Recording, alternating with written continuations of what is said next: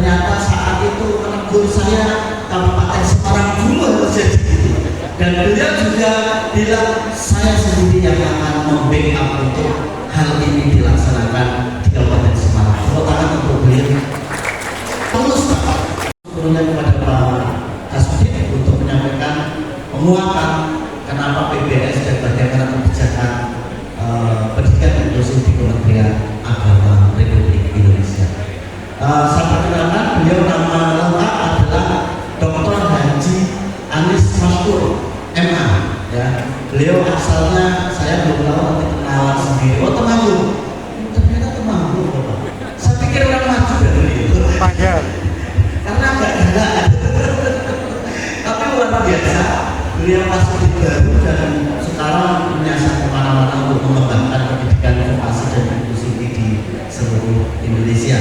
Nah, beliau jabatan terakhir adalah Kasudin Pendidikan Informasi dan Inklusi KSK Kementerian Agama Republik Indonesia. Semoga melalui tangan, melalui pikiran beliau, kebijakan beliau, pendidikan itu bisa masuk di negeri. Monggo Pak, untuk nanti kalau perlu ditambahkan perkenalan Bapak sudah ditambahkan oleh Pak Anis. Terima kasih Pak Amin. Assalamualaikum warahmatullahi wabarakatuh. Alhamdulillahirabbil alamin wassalatu wassalamu ala sayyidina Muhammad. Yang sama-sama kita hormati Bapak Kepala Kementerian Agama Kabupaten Semarang yang masih muda, belia dan berdinas gagah lain sangat justice, pengurus FMI yang saya banggakan, Pak dan beserta jajarannya, para kepala madrasah dan RA se-Kabupaten Semarang yang saya banggakan, para Pokjawas pengawas madrasah se-Kabupaten Semarang yang saya banggakan. Saya harus menghitung waktu kira-kira sekitar 30 menit karena saya kalau dibatasi bisa 2 jam itu karena biasanya kalau ngaji itu 2 jam non-stop. Oke. Pertama saya ingin menegaskan concern kita untuk mengoptimalkan layanan dalam penyelenggaraan pendidikan inklusif ini bukan tanpa dasar, baik secara konstitusi maupun agama. Kalau Pak akan pernah tadi berpantun, orang yang menyelenggarakan pendidikan inklusif akan dijalani di surga. Ada hadisnya, saya carikan hadisnya. Ini biar semangat kita itu sering bergerak tanpa dasar. Makanya kemudian apabila kita tidak punya niatan yang benar, itu boleh percuma. Udah ngurusi inklusi, ngurusi yang pendidikan normal aja repot, kok mau repot-repot. Nah kalau nggak ada dasarnya, argumen nol rugi. Kalau argumennya nol rugi. Nah ada sebuah hadis yang saya kira menarik. Jadi inna fil jannati darun yuqalu laha darul farah. Jadi di surga itu kata Rasul disediakan sebuah rumah kecil, surga. Ada surga besar, ada surga kecil, namanya darul farah, rumah kebahagiaan. Kata Rasulullah yadkhuluha illa orang-orang yang bisa memasukinya itu adalah hanya orang-orang yang mampu atau terbiasa atau punya komitmen untuk membahagiakan anak. Nah, kenapa kita itu iri kepada Pak Guru atau para kepala madrasah? Saya cemburu karena kepala madrasah itu adalah orang yang akan masuk surga lebih dulu daripada akan pulang. Jelas pahalanya banyak. Kalau itu pahalanya banyak sudah jelas. La yadkhuluha illa man farasiya. Guru-guru itu tugasnya adalah mempersiapkan masa depan anak-anak sehingga anak bahagia. Jelas farasiya. Kecuali guru-guru yang ngajar nyarinya honor dan tidak profesi. Artinya kalau niatnya itu, tapi kalau niatnya farasiya, maka surga pasti. Yang kedua, guru-guru itu setiap hari panen pahala. Panen pahala. Bayangkan, ada sebuah hadis yang ini bisa jadi motivasi kita. Man qada ilal masjid la yuridu bihi illa liyata'allamahu aw yu'allimahu bi khairin fakana lahu ajru hajjin tamam. Orang yang bersegera punya semangat pergi ke masjid, ini bukan sholat hadisnya, bukan sholat. La yuridu bihi illa liyata'allamahu aw yu'allimahu, yang keinginannya hanya untuk mengajar atau belajar. Fakana lahu ajru hajjin tamam, maka baginya itu pahala haji tamam. Itu tiap hari. Bayangkan kalau guru setiap kali megang 3 kelas, berarti 3 kali haji tamam. Masuk 6 hari, 3 kali 18, berarti seminggu itu dapat 18 kali haji tamam.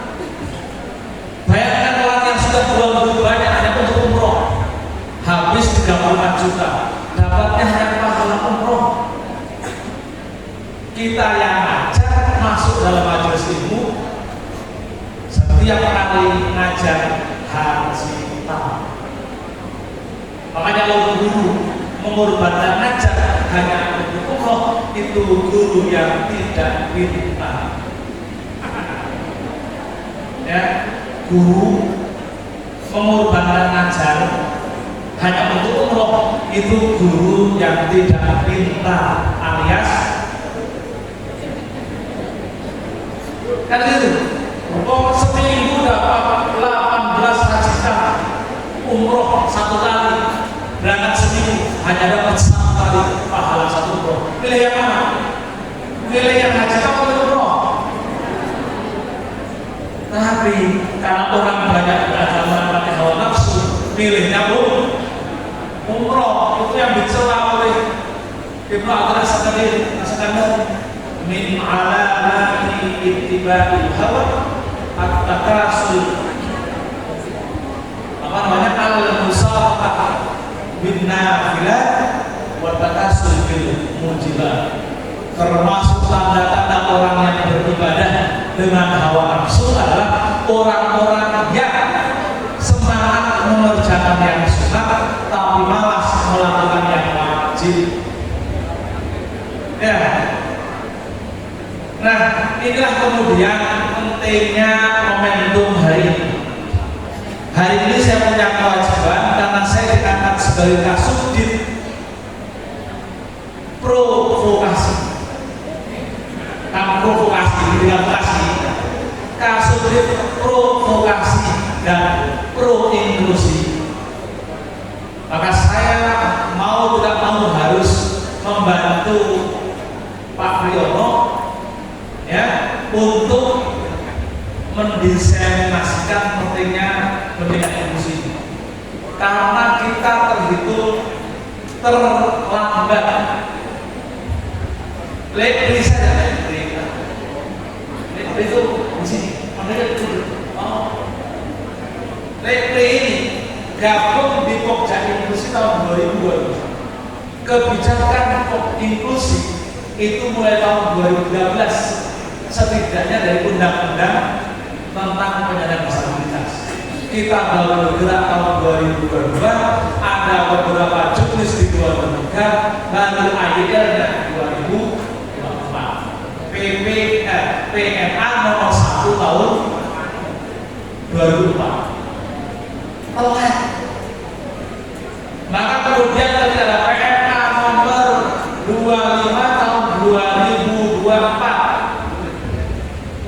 Kementerian Agama membentuk unit baru namanya Subdit Pendidikan Vokasi dan Vokasi Inklusi. Kita harus bergerak cepat. Hari ini, kemarin saya ngedraft surat edaran untuk optimalisasi layanan pendidikan inklusi yang intinya adalah seluruh madrasah pertama tidak boleh menolak jika ada peserta didik penyandang disabilitas mendaftar di madrasah atau tidak, nggak boleh menolak. Kalau belum punya SDM-nya, tunjukkan ke madrasah yang sudah memenuhi syarat atau sudah siap. Itu edarannya. Yang kedua, perintahnya adalah kami instruksikan seluruh madrasah untuk mendata peserta didik penyandang disabilitas. Mengisi datanya melalui materi yang akan disampaikan melalui profil belajar siswa. Untuk apa? PBS itu apa? PBS itu profil belajar siswa itu mengisi data anak-anak. Nanti diidentifikasi varian disabilitasnya, gangguan fungsionalnya. Kalau penglihatan itu kira-kira gangguannya rendah, sedang, atau ekstrim. Kalau skala rendah atau sedang, seperti apa nanti treatmentnya?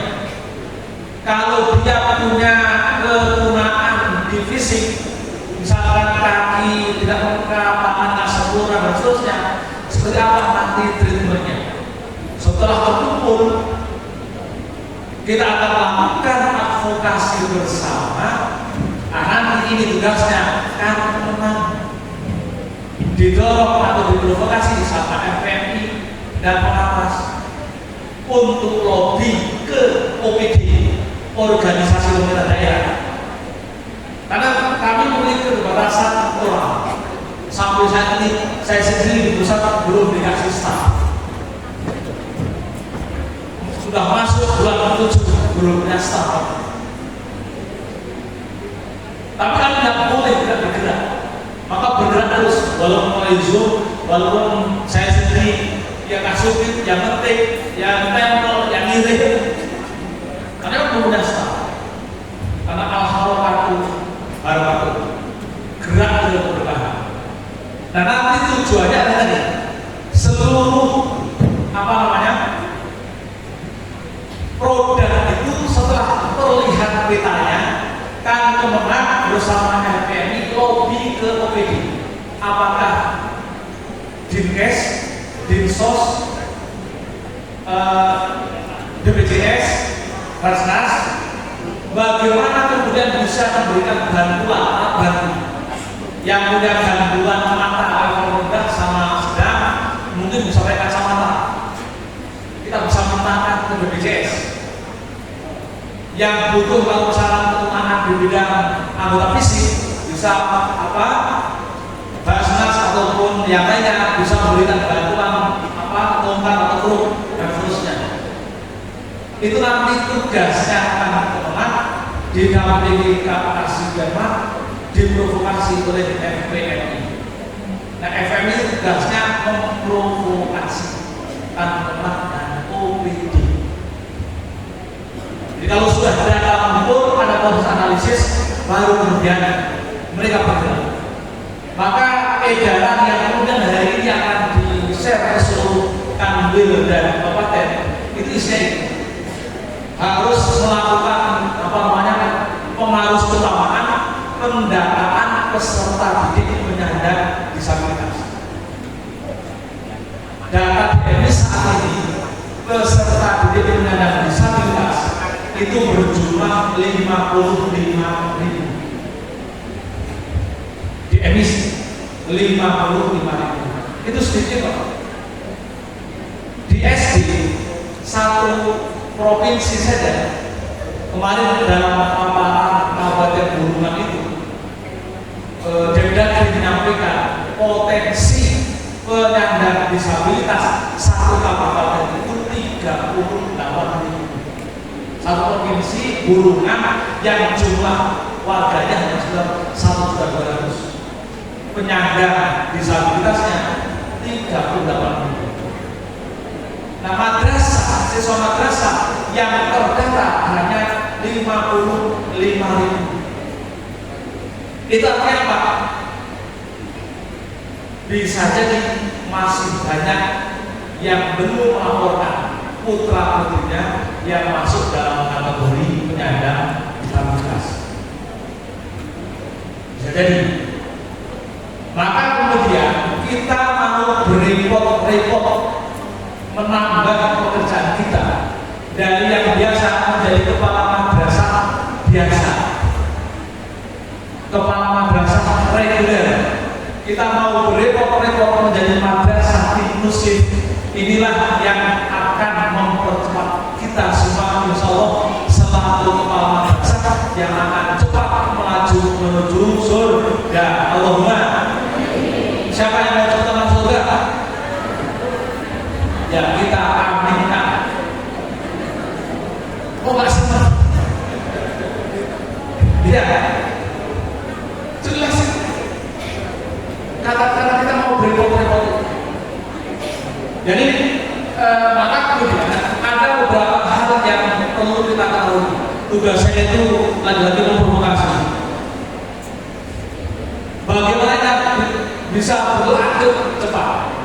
Yang membahagiakan, kita belum pernah melakukan sosialisasi, diseminasi di Kabupaten Semarang. Datanya sudah masuk 244 dan untuk verifikasi 177.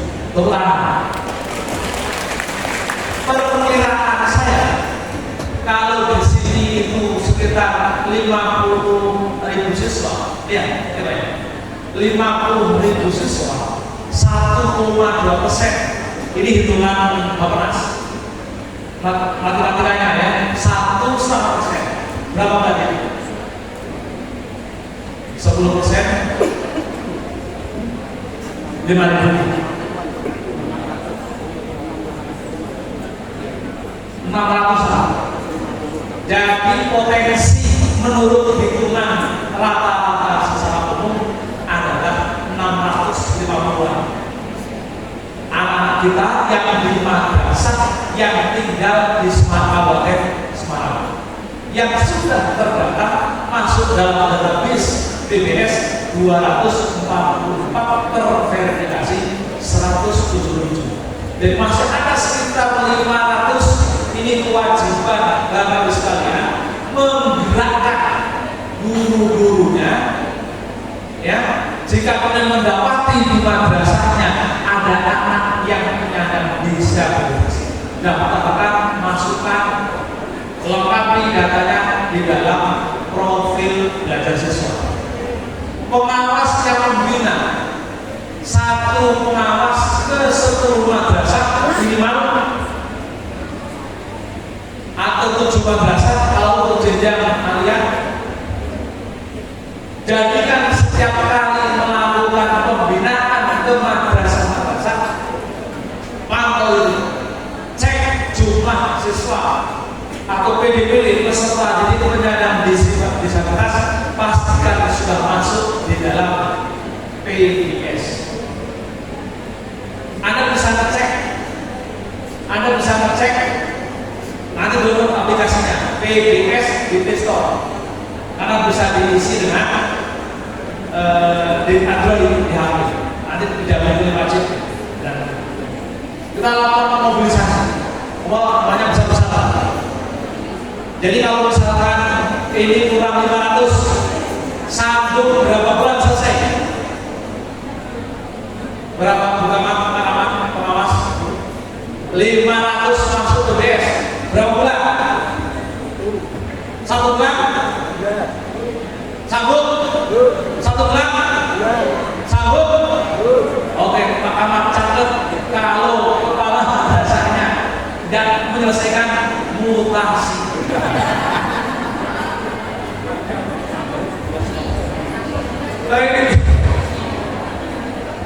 Ini aujab wujud lebih wajibnya wajib.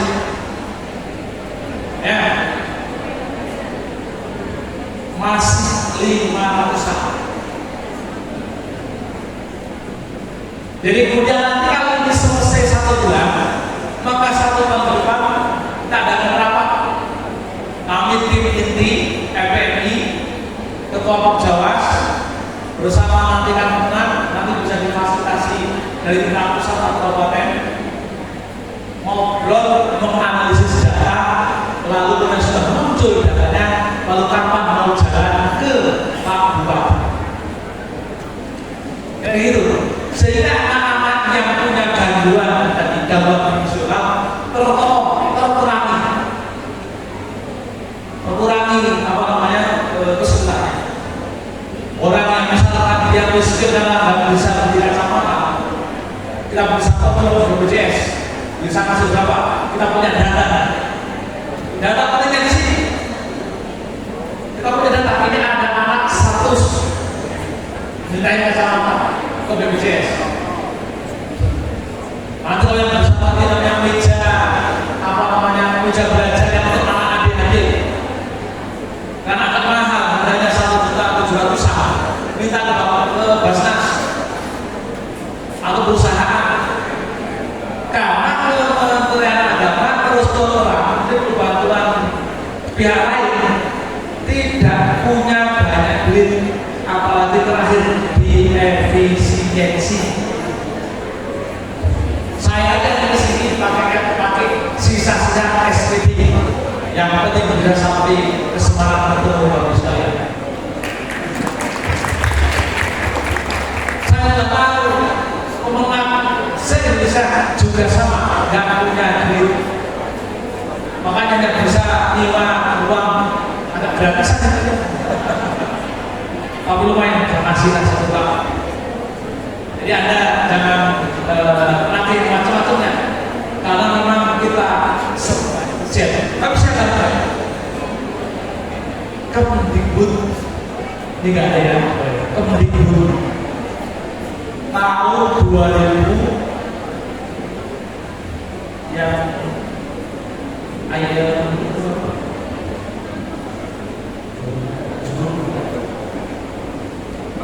Kemendikbud itu sudah menerbitkan permen tentang AIL 2023, lalu ditindaklanjuti instruksi pembentukan LD 545, 90% seluruh kepala dinas pendidikan sudah bentuk ULD, unit layanan disabilitas, tapi belum bekerja.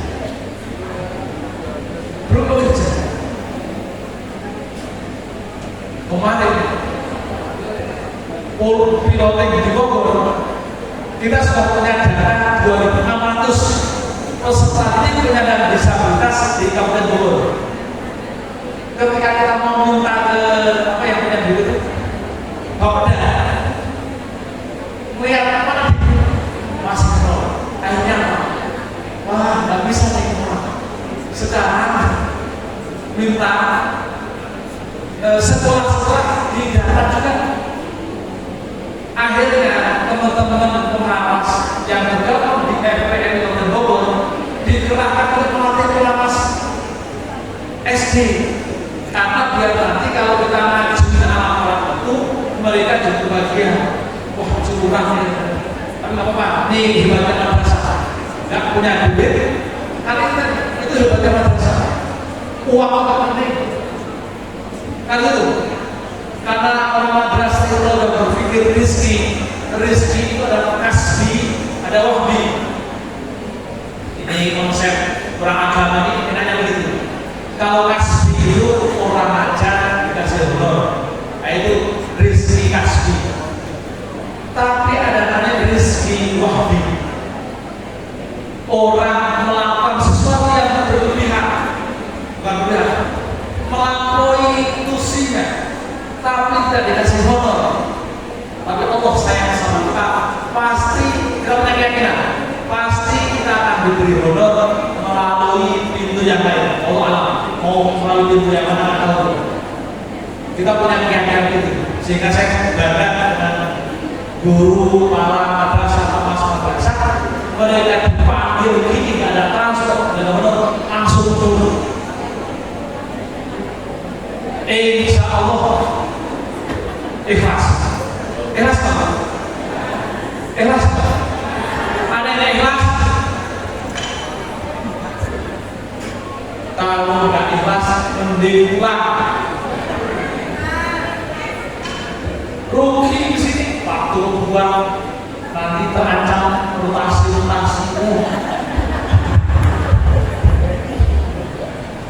Kenapa?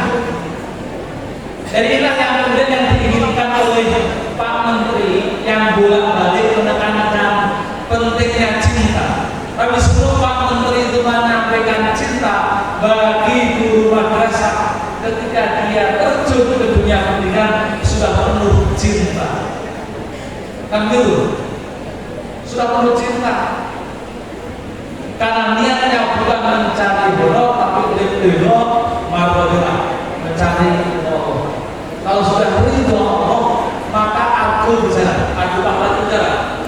Tapi kalau kemudian mencarinya bekerja atau menghadiri ini karena untuk mencari honor agar tidak dirotasi, agar terrotasi, aku pahalanya nol. Coba dicek di slide satunya. Ya, ini saya sampaikan. Ini saya kira menjadi apa namanya? Kasudut langsung saya bikin. Kira-kira tujuan akhir sampai berapa tahun pendidikan inklusif sudah. Jadi kira-kira targetnya bagaimana seluruh madrasah ini sudah menjadi penyelenggara pendidikan inklusif yang menerima seluruh peserta didik penyandang disabilitas. Targetnya. Sekarang saya berfokus di sini hari ini. Yang warna kuning sudah ada. Ini fokus saya dan tim di Subdit yang warna kuning ini. Dalam waktu dekat kita mau membentuk juknis pendirian ULD dan pedoman pengelolaan dalam waktu dekat.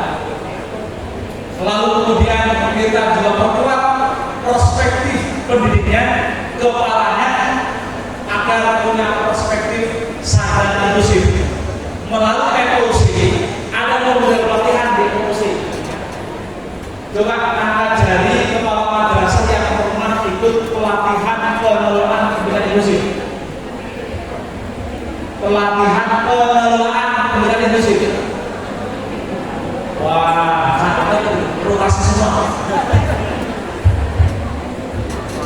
Nanti kita buka dalam waktu kalau belum pelatihan pengelolaan pendidikan inklusif secara online melalui inklusif. Nanti kita buka. Kalau yang pelatihan pendidikan inklusif yang untuk guru, coba 1, 2, 3, 4, 5, 6, 7, 8, 9 kepala madrasah dari 468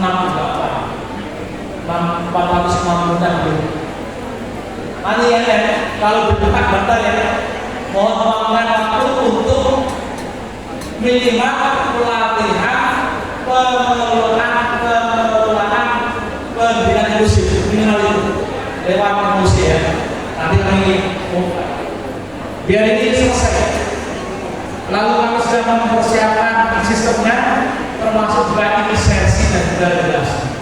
Ini yang menjadi yang akan kami kejar dalam waktu 6 bulan ke depan. Sehingga sisanya di tahun selanjutnya, jika saya kemudian berganti, minimal fondasinya sudah selesai. Data sudah selesai. Nanti teman-teman advokasi, melakukan advokasi ke apa namanya? Karena itu tugas kami tugas saya di Subdit Pendidikan Vokasi ini adalah pertama adalah penyediaan data, pelatihan berbagai, analisis kebutuhan, pengawasan dan pendampingan. Karena ini pendampingan ini yang kita lakukan setelah data selesai.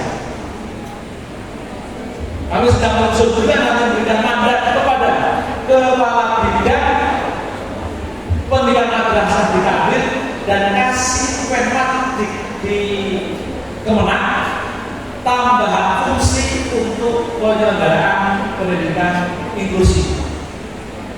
Tambahan fungsi.